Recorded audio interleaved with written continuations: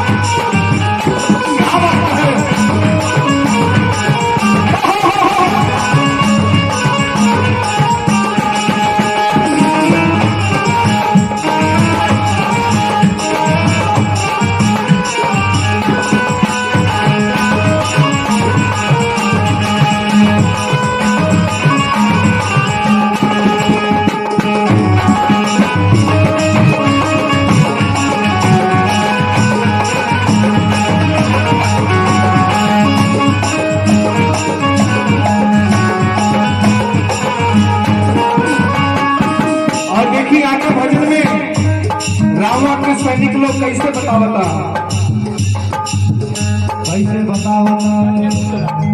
और देखिए इस भजन पे हनुमान जी के भजन पे बड़े भैया की तरफ से गुप्त दान है 105 रुपए का दास है हनुमान जी के चरणों में।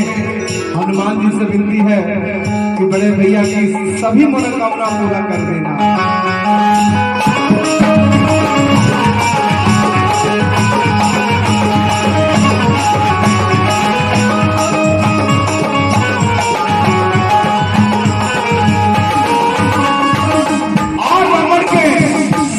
कैसे बताओ तो भैया कैसे कहीं बता भैया आगती हो चाहिए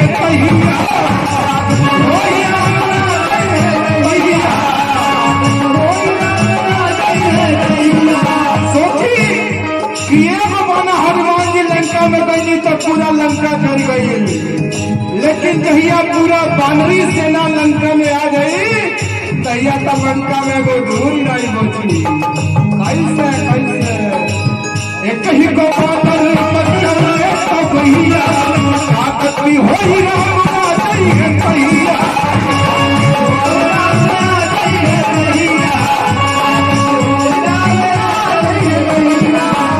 आगती हो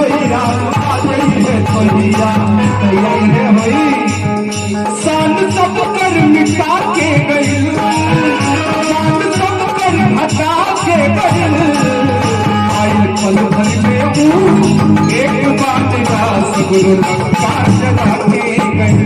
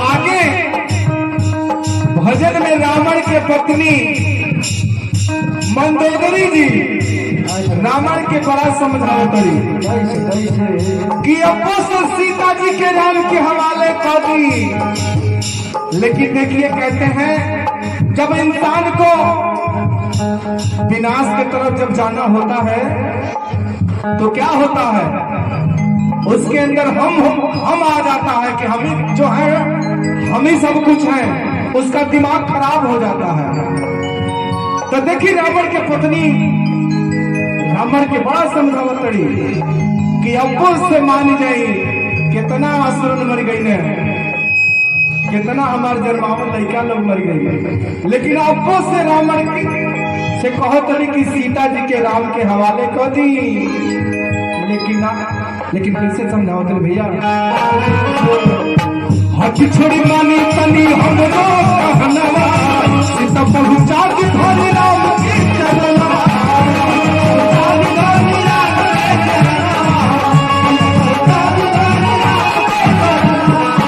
हाथी छोड़ी ना हे राजा जी, हाथी छोड़ी मानी तनी हमरो कहनवा, सीता पहुंचा दी धोनी राम के चरणवा।